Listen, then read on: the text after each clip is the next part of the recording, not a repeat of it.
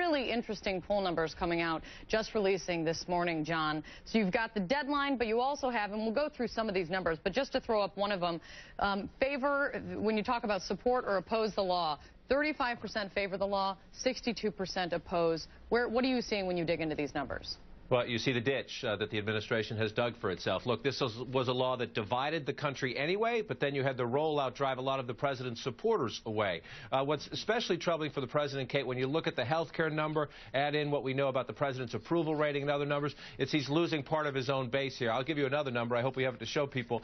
60% of women now oppose Obamacare. That's up 6 points in just a month. That's the president's base. Those are the people who make a lot of the health care and financial decisions for families. So, look, the president has a problem here. Now, you heard him the other day at his press conference, his year-end press conference, as he headed off to Hawaii. He thinks there's only one way to go but up, but that is the challenge for the administration when people are so skeptical and so opposed.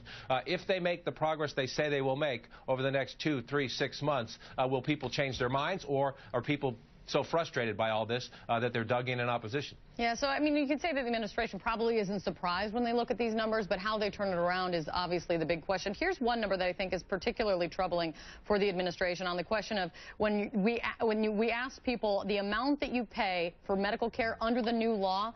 Look at that. 63% think that their medical bills, what they're going to pay, is going to increase, and only 7% think their bills are going to decrease. When the law's name is the Affordable Care Act, you've got to say that's a problem.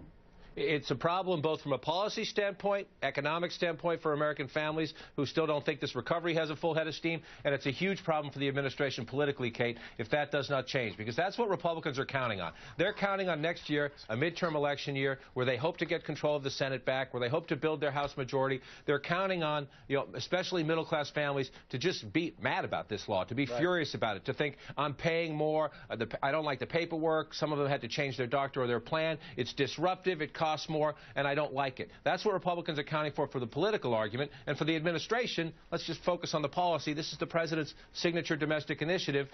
He needs people to warm to it. And look, it's health care. It's one of the most important things in your life. Well, you got bad facts for the Democrats, the administration on this, and bad tactics. To be honest, they haven't done well in dealing with what has been out there about them and how it's spun as well. So that's on them.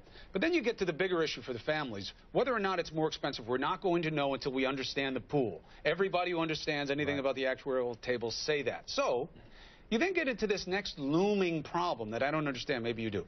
What do you do about this going forward? If the pool's not big enough, what do you do? If they need to make changes, how do they do it? I mean, is there any course for a solution here? Well, that's the snowball that's rolling down the hill. There's both a policy snowball and a political snowball. And the administration has tried to do a lot, Chris, and we've talked about it. They've extended some deadlines. They've waived some rules. They're trying to change this. They're allowing those whose plans got canceled to by sort of a bare bones policy, the catastrophic policy. So they've done a bunch of things administratively. The Congress still wants to push some different ideas between Democrats and Republicans to do more.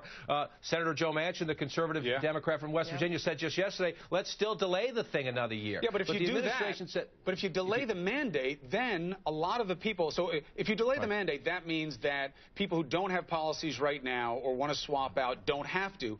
The assumption is a lot of them are the younger, healthier people, so then you're not getting the people into the pool that make it affordable in the first case. So that really can't be done, can it? Well, if it's done, that's why the administration says it can't be done, because, as you note, it affects the numbers, it affects the math, it affects the economics, and so it opens the trap door. The administration's case is you do that, you essentially say bye-bye Obamacare, as constructed, and you'd have to go back and rewrite a much more modest program. Now, that's what the Republicans want, and it's what some conservative Democrats want. Imagine this is chaotic enough, it's confusing enough from a policy standpoint and politically. Imagine going through that in the middle of a high-stakes